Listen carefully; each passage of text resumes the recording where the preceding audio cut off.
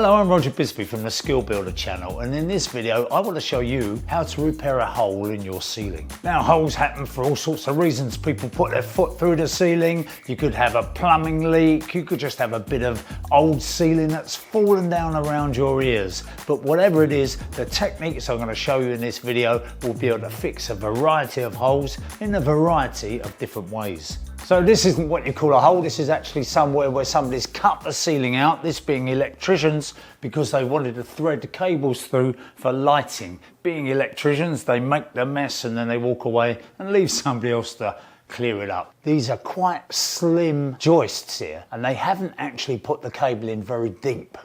So we have to be very careful that we don't put screws in that are so long that they're going to go through the cable. Because if we damage that cable, it's the devil's own job to find out which bit's damaged. We'd probably end up opening the whole ceiling up again just to find the bit of damage. Short screws, just long enough to do the job. Now, you can use plasterboard screws, but I don't happen to have any today, and I didn't want to buy a big box to do a tiny job. There's nothing wrong with using any kind of wood screw, so long as it's corrosion proof, you'll be absolutely fine. Plasterboard screws are used mainly because they're cheap.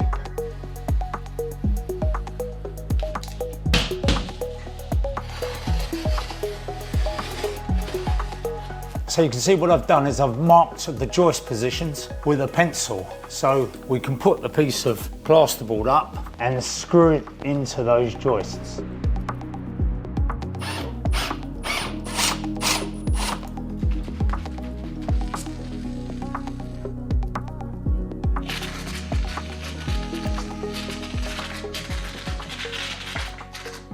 Okay, this foam has gone off enough now. It actually cures on contact with moisture, so if it's a humid atmosphere, it'll go off faster. To help it, you can just spray whatever you're filling with a little bit of water first, one of those little hand sprays, and that will help it enormously. It helps the adhesion and it also helps it go off faster.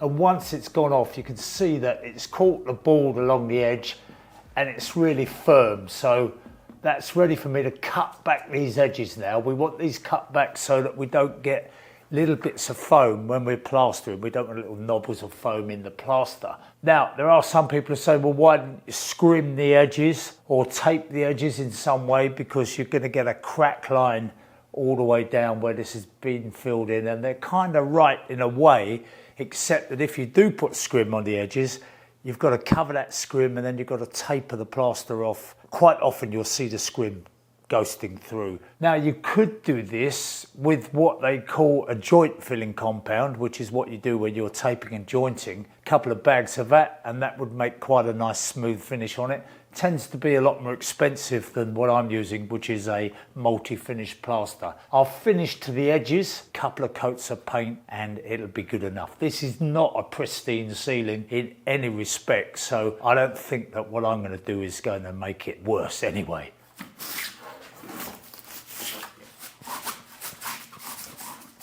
Now, this is what they call a lath and plaster ceiling. Strips of wood with the plaster pushed up as a base coat finished with the top coat. And you can see that the top coat here has parted company with the base coat.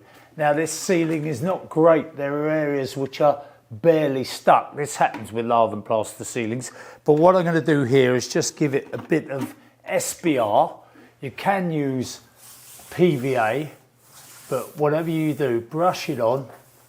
I'm going to plaster onto this while it's still a little bit tacky, but if you're using PVA and you let it dry, the plaster will re-emulsify the PVA to a certain extent, so it will help the adhesion.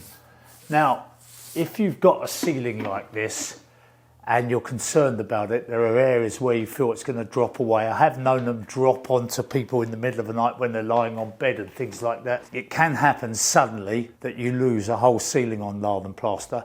But what you can do, a really good trick, which I've done quite a lot, if it's a bedroom ceiling, you can get up into the loft above, then you can mix up some PVA or some SBR and just dilute it, say 3 to 1, 3 parts water to 1 part SBR or PVA, and then just pour it across the laths, just pour it everywhere. What that will do is soak down into the plaster, into the laths, and it will knit the whole thing together. Now in this case we've got a floor above here, but if it were possible to just lift some floorboards and pour some of that PVA down around the ceiling above, you will find that that will stick it together and it may save an old ceiling from sudden collapse, especially when you've got decorative plaster mouldings and all kinds of things on the ceiling that will be very difficult to replicate. So if you've got that kind of situation, PVA or SPR is your friend.